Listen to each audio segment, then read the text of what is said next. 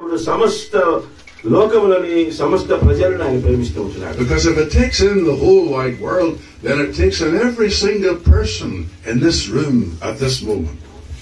ఆ దేవుడు ఈ యొక్క గదిలో ఉన్న ప్రతి ఒక్కరిని ప్రేమిస్తూ ఉంటున్నాడు. God loves every little boy here and every little girl that's here. దేవుడు నిన్ను ప్రేమిస్తున్నాడా? అందరినీ, చిన్న పాపల్ని బాబుల్ని అందరినీ దేవుడు ప్రేమిస్తున్నాడు. He loves every man here and every woman here and every girl here. ప్రతి పురుషుడిని ప్రతి స్త్రీని దేవుడు ప్రేమిస్తూ ఉంటున్నాడు. That wonderful statement of the Bible, God so loves the world. దేవుడు లోకమును ఎంతో ప్రేమించాడు. You know, sometimes a person can get depressed and thinks, nobody cares about me, nobody loves me. ఎవరు నన్ను ప్రేమించరు, ఎవరు నా గురించి జాగ్రత్త తీసుకోరు అని చాలాసార్లు మనం బాధపడుతుంటాం. Always remember what it says in the Bible, God so loved the world. మనం ఒకటి గుర్తుపెట్టుకోవాలా, దేవుడు మనల్ని ప్రేమిస్తున్నాడన్న సంగతి.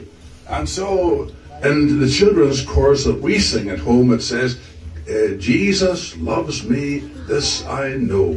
చిన్నపిల్లలు పాడే పాట, యేసు ప్రభు నన్ను ప్రేమిస్తున్నాడు అన్న సంగతి నాకు తెలుసు అని పాడతారు.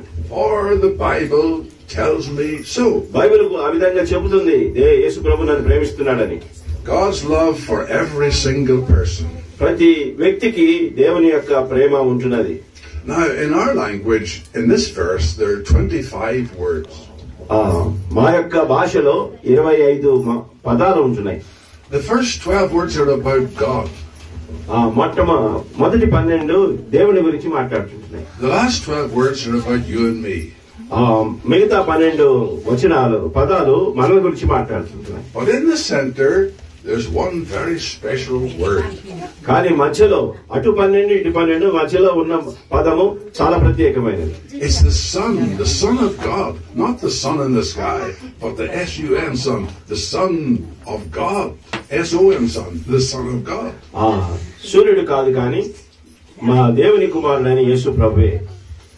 God loved the world, and it says He loved the world so much that He gave His Son.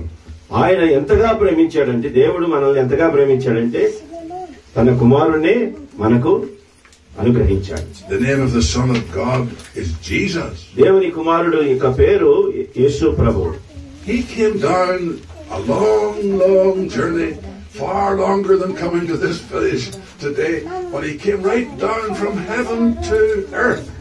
Anakapalli నుంచి మీ దగ్గరికి వచ్చేదానికంటే ఐర్లాండ్ నుంచి అయ్యగారు అంత దూరం నుంచి దానికంటే మించిన దూరం నుంచి దేవుడు కదా తన కుమారుడి లోకానికి పంపించాడు. Where is the place where He was born? ఆయన జన్మించిన స్థలం ఏంటో తెలుసా మీకు?